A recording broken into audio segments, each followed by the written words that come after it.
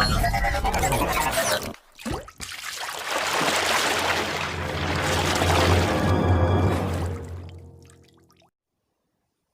عليكم ورحمة الله تعالى وبركاته. الإخوان الأخوات، مرحبا بكم في هذا الفيديو اللي غادي نشوفوا فيه إن شاء الله طريقة تحديد مجموعة التعريف.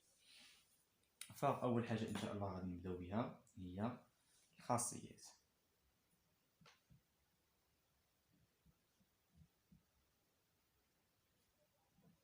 فهاد الخاصيات اللي خاصهم ضروري الصراحة خاصهم يتضبطوا، وما ماشي شي حاجة يعني ساهلين، خاصهم غير شوية ديال التركيز. ان شاء الله غادي نحاولوا نفهموهم. فغادي ناخذوا اول حاجه اللي هي ضروريه بي و كيو حدوديتين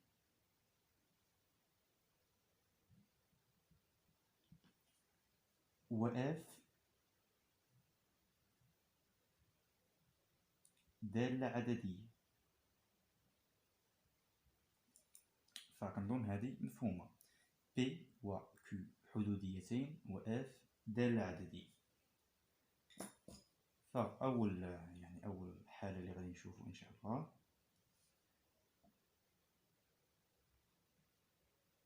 ملي كتكون عندنا واحد داله اف ل اكس، داله عدديه كتساوي حدوديه، داله عدديه على شكل حدوديه. فمجموعه التعريف ديالها اللي بطبيعه الحال كنرمزوا ليها دي دو اف كتساوي ار. فمجموعه التعريف ديالها هي كتعرف في المجموعه ار كامله. ثاني خاصيه او ثاني حاله ملي كتكون عندي واحد الداله كتساوي جذر حدوديه، يعني جذر بي دو اكس. مجموعة التعريف ديالها اللي هي دي دو اف كتساوي اكس كينتمي لار، اكس كينتمي للمجموعة ار، بحيث او بشرط، خاصو يتوفر عندي هاد الشرط ديال هادشي اللي داخل الجذر خاصو يكون اكبر من او يساوي صفر. يعني بي دو اكس اكبر من او يساوي صفر. الحالة الثالثة ملي كتكون عندي واحد الدالة عددية بطبيعة الحال كتساوي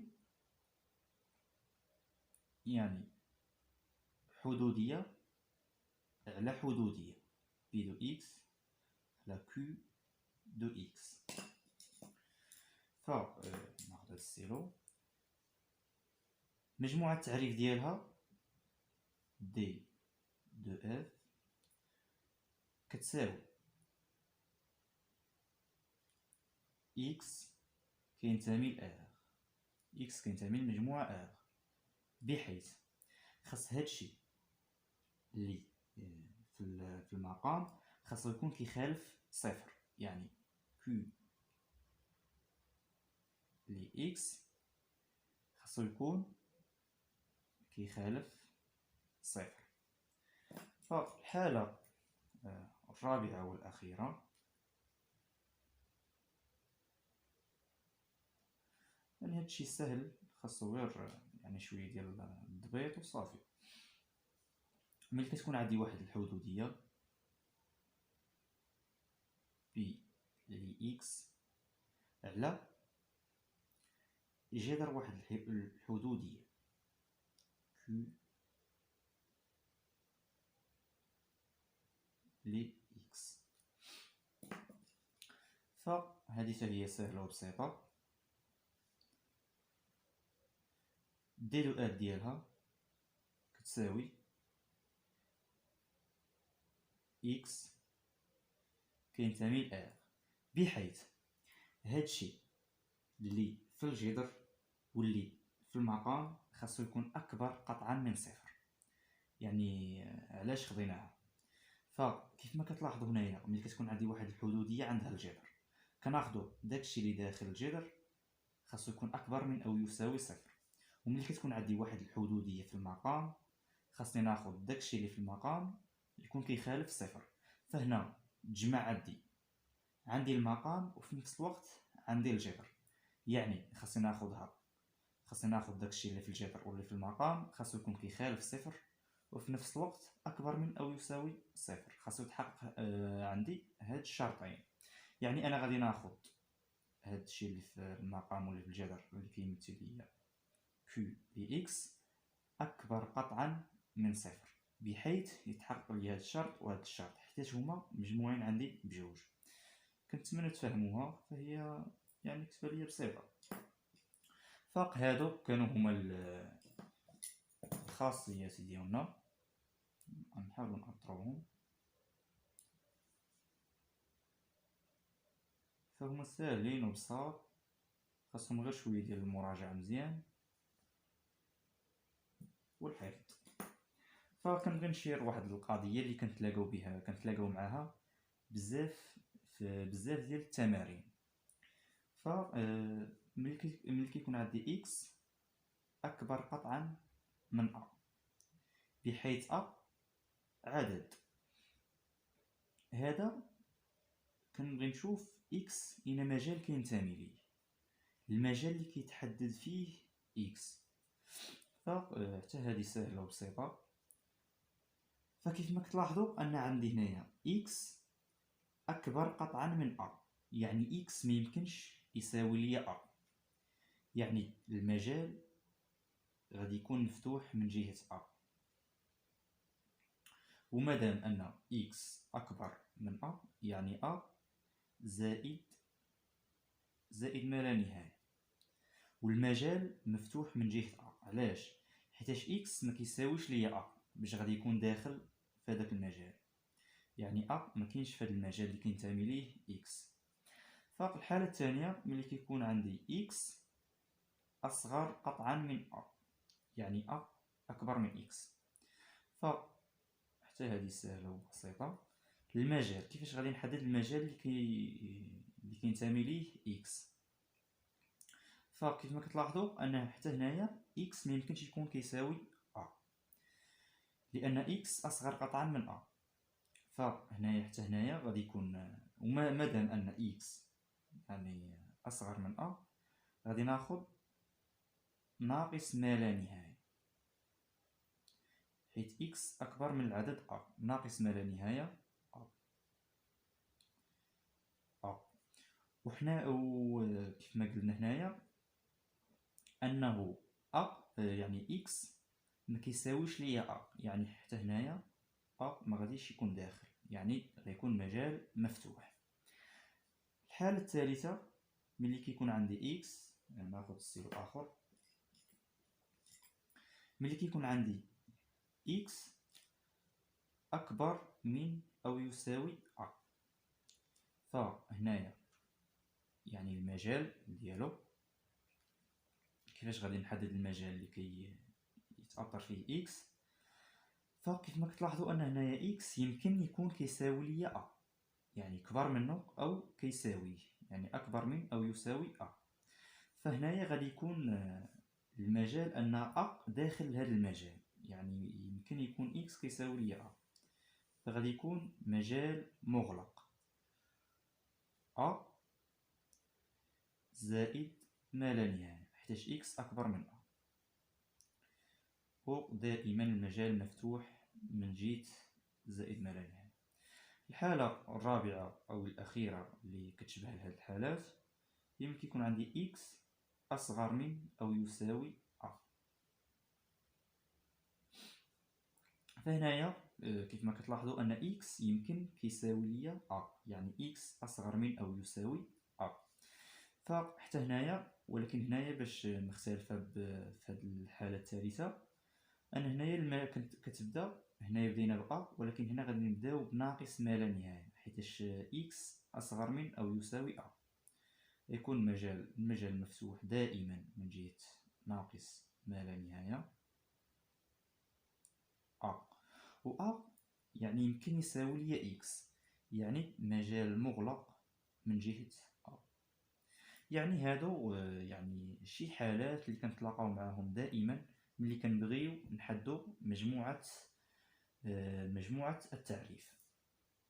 غادي نخليكم مع واحد التمرين تطبيقي اللي غادي نشوفو، غادي يكون ان شاء الله جامع لينا يعني الجميع هاد الخاصيات. غادي نحاول نعطيكم واحد التمرين تطبيقي اللي يكون يعني نخدموا فيه هاد الخاصيات كاملين باش ان شاء الله نحاولوا نفهموهم مجموعين. كما تشوفوا الاخوان، هذا هو التمرين التطبيقي، فهو على هذا الشكل. عندنا اولا اف ل اكس كتساوي 3 اكس اس 3 زائد 4 على 5 اكس ناقص 7، هذه حدوديه. ثانيا جي ل اكس كتساوي 2 اكس ناقص 1 على 3 اكس زائد 6. كيف ما كتلاحظوا هاد جي ل اكس حدوديه على حدوديه. اف ل اكس كتساوي اكس على جذر 2 اكس ناقص 4، هذه حدوديه على جذر حدوديه. رابعا واخيرا جي ل اكس كتساوي جذر اكس اس 2 ناقص 1 ناقص 4 اكس، فهذه جذر حدوديه. فكيف ما كتلاحظوا انني تعمدت نعطيكم هاد الاربعه حالات بالضبط، حيت هما اللي كنتلاقاو كنشوفوهم بزاف، اللي كنتلاقاو معاهم في التمارين. فنبداو ان شاء الله نشوفوا الحل، شوفوا كيفاش غادي نخرجوا هادشي.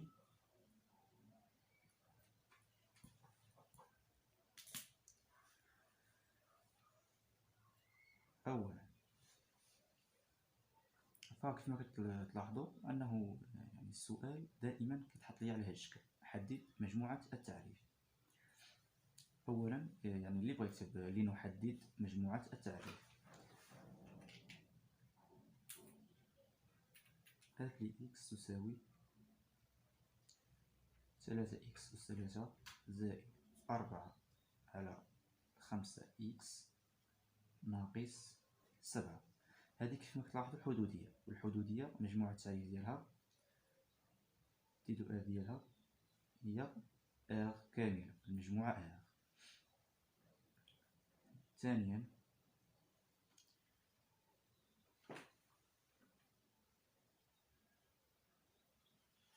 جي ل اكس تساوي 2 اكس ناقص 1 على 3 اكس زائد 6. هذه حدوديه على حدوديه، يعني ديدو اف ديالها مجموعة التعريف كتساوي، كناخدو المقام يخالف صفر، يعني اكس كينتمي ار بحيث 3 اكس زائد 6 تخالف صفر، يعني تستلزم 3 اكس تخالف، لدينا الساق لهذا الطرف تولي ناقص 6، تستلزم اكس يخالف، الى يعني الا جبنا 3 على الطرف غتولي قسمه، كانت هنا ضرب غتولي قسمه، يعني ناقص 6 على 3 اللي هي ناقص 2، يعني ديدو اف كتساوي ار كامله ما عدا العنصر ناقص 2. هذه الا بغيت نكتب على يعني شكل مجال كتساوي ناقص ما لا نهايه ناقص 2 مجال مفتوح من جهة 2 حتى هو ما داخلش، اتحاد يعني ناقص 2 زائد ما لا نهاية. كانت هذه هي يعني الحالة الثانية. غادي ندوزو إن شاء الله الحالة الثالثة.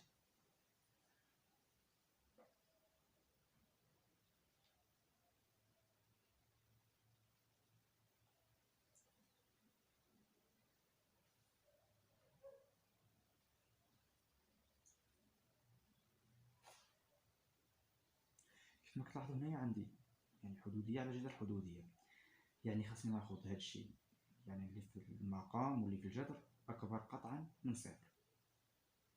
يعني مجموع التعريف دي دو اف كتساوي إكس كينتمي لآخ بحيث 2 إكس ناقص 4 أكبر قطعا من صفر. تستلزم 2 إكس أكبر قطعا من 4. تستلزم 2 إكس يعني عفوا إكس أكبر قطعا من 4 على 2 اللي هي 2. فوق هذه كنت وريتكم كيفاش يعني المجال اللي كتنتمي ليه. هذه الا بغيت نحولها على شكل المجال اش كتساوي؟ يعني هذه كتساوي إكس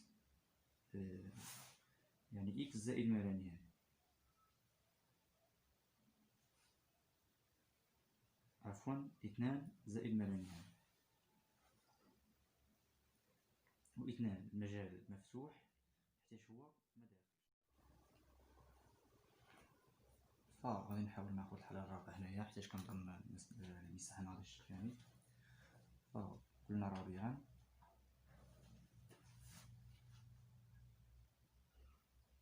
اف اكس تساوي جذر إكس أس 2 ناقص 1 ناقص 4 إكس. هذه مجموع التعريف ديالها اشنو كتساوي؟ دي تو اف كتساوي إكس كينتمي لآخ بحيث هادشي اللي في الجذر خاصني ناخدو يكون أكبر من أو يساوي صفر. أنا هذه مكتهمنيش، أنا كيهمني غير هادشي اللي في الجذر إكس أس 2 ناقص 1 أكبر من أو تساوي صفر. تستلزم إكس أس 2 ناقص 1 تساوي صفر. غادي نعاود نكتبها. تستلزم هذه على شكل متطابقة هامة، يعني إكس أس 2 ناقص 1 كتساوي إكس أس 2 ناقص 1 أس 2، يعني إكس ناقص 1 عامل إكس زائد 1 تساوي صفر. أنا هذه متطابقة هامة ونشرطها، إذا نشرطها تعطيني هذا الشكل. تستلزم إكس ناقص 1 تساوي صفر أو إكس زائد 1 تساوي صفر. أنا خديت هذه كتساوي صفر ولا هذه كتساوي صفر، حيتاش واحد فيهم إلا كان كيساوي صفر الضرب ديالهم غادي يساوي صفر، يعني حاجة منطقية. تستلزم إكس كتساوي إلا خديت إكس ناقص 1 كتساوي صفر يعني إكس كتساوي 1، يعني 1 إلا ديتو لهاد الطرف غيكون كيساوي 1، الإشارة غتبدل، أو إكس كتساوي ناقص 1. هنايا عندي يعني جوج حلول، كتنعدم ليا إكس في 1 ولا كتنعدم ليا في ناقص 1، يعني خاصني نرسم جدول الإشارة.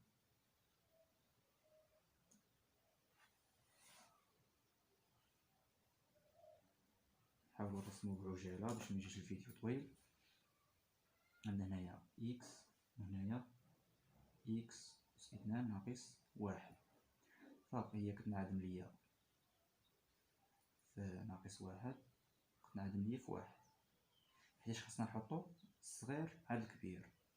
هنايا ناقص ما لا نهاية، هنايا زائد ما لا نهاية، كتنعدم ليا هنايا. فهنايا إشارة أ وهنايا عكس إشارة أ. هذه اللي بغينا نكتبوها يعني على شكل مجال. دي دو اف كتساوي ناقص ما لا نهاية حتى 1 اتحاد 1 زائد ما لا نهاية. فكان هذا هو الفيديو ديالنا اللي شرحنا فيه طريقة تحديد مجموع التعريف.